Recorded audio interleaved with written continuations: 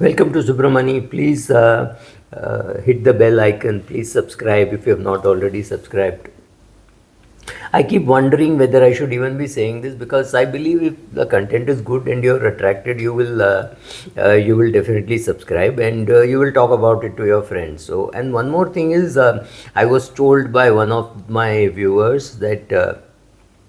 There is some channel, he mentioned some couple of names, said that they are copying your content. Honestly, to me it doesn't matter because I'm not making money out of it. If I were making money out of it, it was patented, and then I would say, oh, if you use this, you have to pay me money. It's not like that.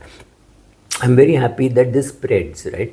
I'm interested that you hear this, you watch this, understand this, and take it to your parents or your children. If you're 30 years old, good chance that your children won't understand this, but your parents might be interested in this. If you're 45-year-old, maybe your 75-year-old father and your 15-year-old son, both of them could be interested in this, right? So if the women in the house are there and they are not watching, make sure that they understand all that I am talking, because at some stage they will be alone, right? So at that stage they should know whom to trust, whom not to trust, whom to give the PAN number, whom not to give the PAN number, whom to give the share the OTP, right? Every OTP says don't share the OTP, right? Even a guy supplying milk says please don't share the OTP. So knowing what to do, I'm more important that they know about it and learn about it, and rather than being worried that somebody else, I mean, if somebody is making this, listening to me in English and making that in say Marwadi or in Gujarati or in Bengali, to me it doesn't matter.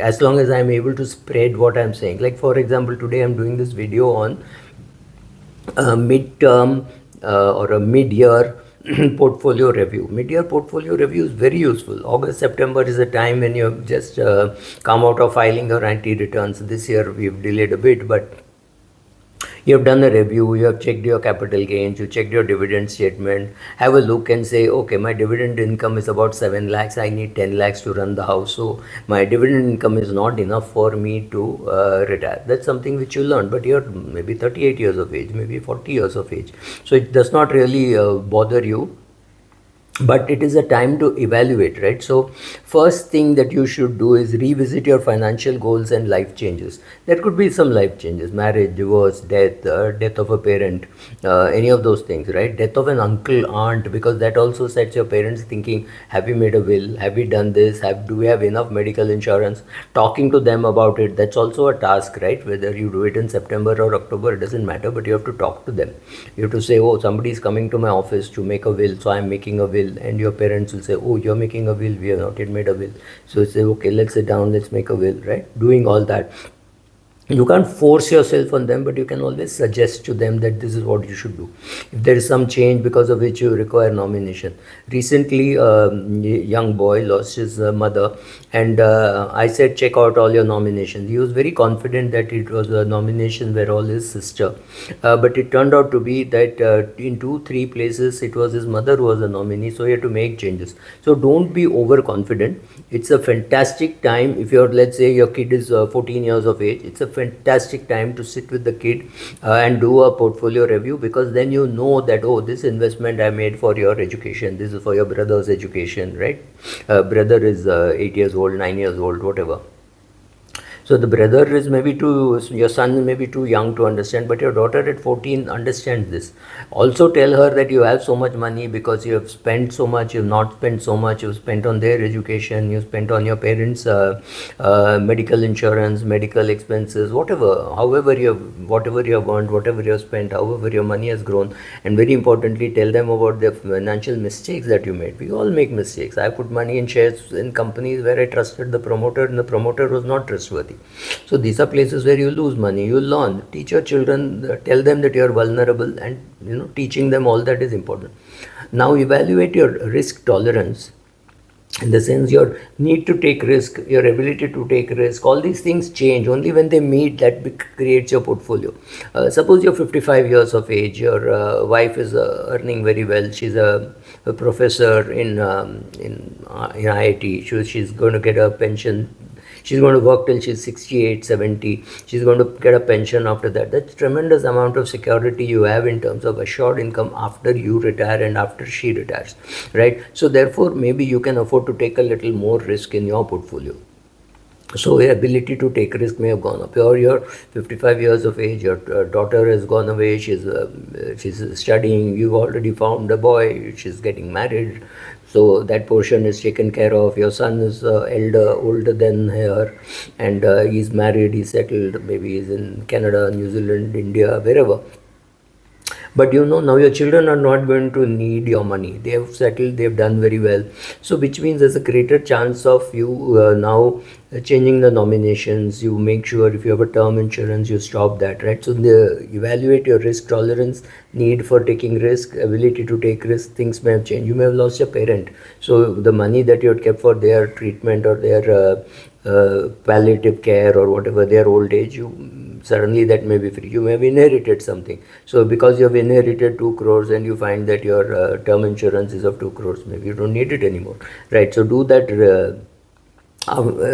From risk tolerance, you will obviously lead to asset allocation. If you have too much money in equity and that scares you, maybe you should put more money in debt. If you have too little money in debt and you think you can get better returns by putting in equity and you're comfortable with that level of equity, go to equity, right? So do your review your asset allocation, review your diversification. If you are an Indian investor and you have maybe more than $2 million dollars in investments, which means you have about 16-17 crores, maybe you should be looking at some world index fund which puts money in very many indices. Maybe it has to be an ETF through which you can invest, whatever. So check for your asset allocation, your diversification, saying I don't want to put too much money. I know recently a lot of friends have removed money from the US and put it in other international markets. Even REIT, they have removed money. I know another person who has removed all his money from the US, but he started doing his SIP, saying this is a good time to be accumulating. He's got out at a good price, and after that the equity markets in US have only come down. So check out for your diversification. Assess individual holdings and overall performance. Sometimes what happens is if you've got a lot of ESOP, the concentration goes up. You're happy with 25% in one company, which is your holding, which is the company in which you're working, where you've got ESOP, and suddenly that has become 40% because that company has also done well. Some other portions of your portfolio have not done well. Now you need money to go on a vacation or things like that. It's a great time to be selling some of those shares and reducing the concentration in your portfolio. But ultimately it is up to you what gives you comfort and what comfort level you are at, right? So at that stage you may have to consider rebalancing, adjustments. Also understand today debt is taxed very differently than it used to be taxed earlier. You could just put money in a short-term bond fund and put it at the age of 38, keep on putting more and more money whenever you have, and withdrawing at the age of 65 almost tax-free because of the indexation. Today indexation is gone, you're going to pay 12.5%, but 12.5% only if you are in non-debt assets. If you're in a pure debt asset, then it is going to get added to your income. So this is a good time for you to find out whether if that is going to get added to your income, then index funds are a bad idea, because index fund is pure equity. Then you will have to get into multi-assets so that your gold and debt and equity, everything gets taxed at 12.5%. Some of these tactical changes may be necessary because of changes in income tax. Have a look at that also. Having said that, now address your tax planning, because if your daughter is 14 years of age, it's a fantastic time to be accumulating more money in her name, because she's going to need it at the age of 18 or at the age of 20 or 21. And at that stage, clubbing provisions will not apply. So you will be able to comfortably withdraw, let's say 2 lakhs every year for her expenses. So 2 lakhs from the age of 18 to the age of 24, because children in middle class houses don't start earning before 24. 23 may be an exception.